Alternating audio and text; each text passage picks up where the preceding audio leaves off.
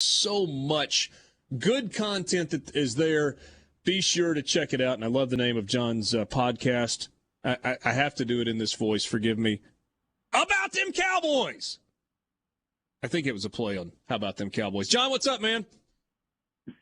Not much. No, it was my a producer of our show, Kent Garrison. He came up with it. We're throwing back and forth different name ideas and stuff like that. We were trying to come up with it, and he threw that out there, and I was like, I don't care what anybody else has to say. We're going with that. I love that. It was like perfect. So yeah, we've had that going for a couple of years now, and yeah. So I appreciate you giving it a shout out. Absolutely. Check it out. If you're interested in the Cowboys, listen to that podcast. I have a non-football question for you first, Jon. So the Cowboys have announced a deal with blockchain. It's a digital currency gateway, whatever. Jerry Jones, incredibly wealthy, smart guy, has done so much business-wise in his career. How much do you think Jerry Jones really knows about cryptocurrency?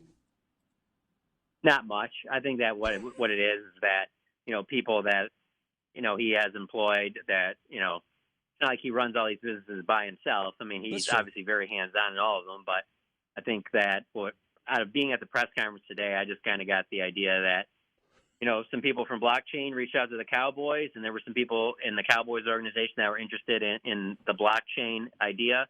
And I'm sure that with Jerry Jones, he got involved when they started talking about how much money would be involved and could be made for the Cowboys and for Jerry Jones. And I'm sure that's when he became interested. But yeah, it is not surprising. I mean, Jerry Jones is, trying to think. I'm almost positive that the Dallas Cowboys, I'm pretty sure this is correct, that the Dallas Cowboys were the first team to have their own team website. Now obviously all 32 teams have one now, but I mean, even though Jerry's an older guy, it doesn't mean that he's not listening to people that are up on whatever the latest trends are. And certainly cryptocurrency is one of the latest trends, and it does not seem like it's going away. And the same thing with the sports gambling aspect, and whether it's FanDuel or other, companies that have partnered with the NFL and partnered with the Cowboys. I mean, Jerry's got his ears open to these different things, but in terms of if he's on this call right now with you and I don't think he's breaking down cryptocurrency for us.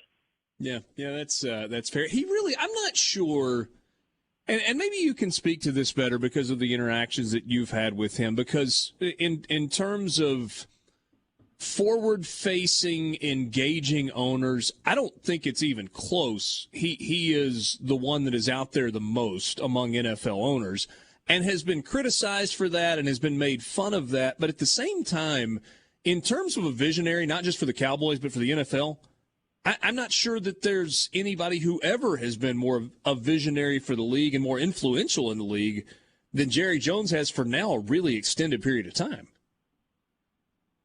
Yeah, and I would agree with that. And I think that there's a part of Jerry Jones that I always feel like he's always wanted to be younger than he is. And so I think in a lot of ways, when you're involved with sports, you'll hear a lot of coaches talk about this where, being around the guys keeps you young. You're keeping up with whatever the latest trends are because you're a coach. You're trying to reach out to these guys and understand what they're talking about. So you stay up to date with some of the current trends more than maybe, let's say, somebody that works in a different line of work that really isn't around younger people. I've always felt like Jerry was trying to stay up on whatever the latest trends were because he never wants to shut a door on something that has the possibility of being a huge success that, he finds out 10, 15 years down the road that something, became this huge success. And he was like, wait, how come we weren't in on that?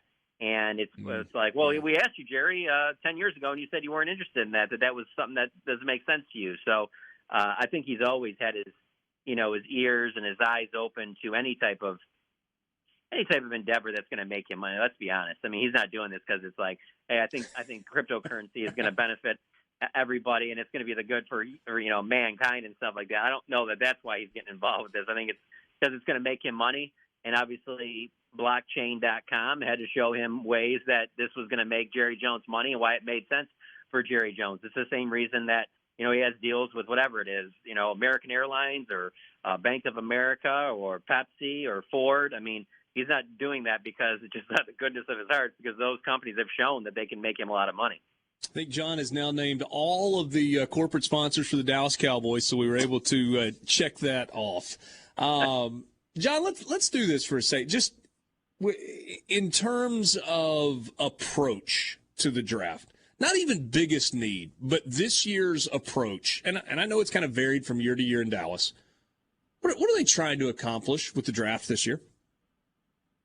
Well, I believe it's more telegraphed this year than it has been in years past, just because in years past, even though they weren't big in free agency, just like they haven't been this year, they've at least filled holes to where you don't feel like they're forced to go in any one direction, even though, last year at this time, we all knew that they were really intrigued by getting one of the top corners with the 10th overall pick. And then, the top two corners went off the board at 8 and 9, and all of a sudden it was like, we got to adjust this plan and do something else. And you know what? They ended up getting pretty lucky to trade back to 12 and get Micah Parsons, a player that was better than both those corners anyway for them. So it's weird how that sometimes works out.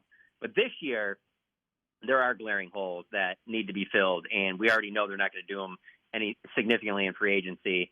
So this draft, whether it's the first round, second round, or third round, I don't see how they're not coming out of this thing with a wide receiver relatively early and certainly an offensive guard. I mean, that left guard spot's sitting there wide open. I mean, they showed you last year, if they had somebody that could have replaced Connor Williams, they would have put him out there. They tried Connor McGovern. It didn't work out, and they're not absolutely just blown away thrilled at center either. So I would say the interior of the offensive line and wide receiver would be the top two biggest things I see them targeting in the early rounds. And then number three, I would say, would probably be a pass rusher, just because, Lawrence isn't getting any younger, and, you lose out on the Randy Gregory situation. They could certainly afford to add a young pass rusher to the mix. What helps Dak the most? Is it offensive line help or wide receiver help? In terms of if you got to rank those things to give Dak Prescott the most success in a quarterback-driven league, where do you start? I really would go to that interior of the offensive line. As much as Dak looked off last year during the second half of the season, and I'm sure the calf strain had a lot to do with it, as much as he wants to downplay it, the offensive line just was nowhere near as good as expectations. And when I say expectations, I don't mean just like looking at paper and saying, well, there's their roster. This looks talented on the offensive line. No, this has been the offensive line. I'm not saying has always been the best part of the Cowboys over the last 10 years, but it's certainly been one of their strengths. And it was not a strength last year. And so obviously that causes problems for your quarterback when he's got to get the ball out of his hands. He's got to move in the pocket a little bit more than he'd like, and it makes him a little bit more uncomfortable. And I just think that that's a bigger need. If you're telling me that all the top players at wide receiver and the interior of the offensive line are available at 24, I'm addressing the interior of the offensive line, one, because I want to shore that up, two, because I still think you can find very good wide receivers in the second, third, and some even in the fourth round. There's no easy way out of the Zeke Elliott contract. That's going to be expensive for a long time. The production, I guess he ends up going for 1,000 yards last year, but nobody looked at Ezekiel Elliott and was like, man, that's the same guy that was out there 4 years ago. How much concern is there about the running back position? Does anything happen there, or does it just kind of stay status quo? I don't think there's a lot of concern. With the Zeke contract, there's just no way they could have gotten out of it this offseason. His contract was basically guaranteed. So it's like it doesn't make any sense just to let him go. You're going to be paying him the money anyway. It's better to have him on the team than not if you're going to be paying him like that. It just comes down to you're just going to have to use Tony Pollard more. If Zeke has some turn back the clock year and all of a sudden looks like 2016, 2017 Zeke, then yeah, absolutely, you ride him right to the playoffs. But I think that we've all watched the Cowboys enough to know that that's unlikely to happen, especially with the issues with the offensive line. Zeke, the style of running that he runs with is a very physical style. Him having the knee injury last year, it's not really an outlier for the style of football that Ezekiel Elliott plays and the physical nature that he plays with. So I just think that you're just going to see more opportunities for Tony Pollard. And then also I could see them addressing running back with one of their fifth-round picks. They don't need to address running back early in the draft or anything like that.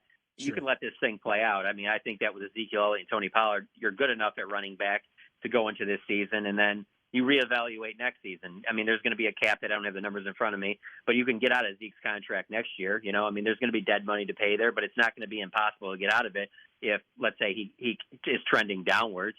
Now, Tony Pollard will be a free agent, so I just think that you have to see what Tony Pollard does this year. We've seen plenty of glimpses from Tony Pollard, but I don't think we've seen enough from Tony Pollard to go, yeah, just give him a big contract. He'll be your next guy. He'll be your running back for the next 3 or 4 years. I think you need to see more out of him. But in terms of just going into the season, I think they're fine at running back. There's other needs that far exceed running back.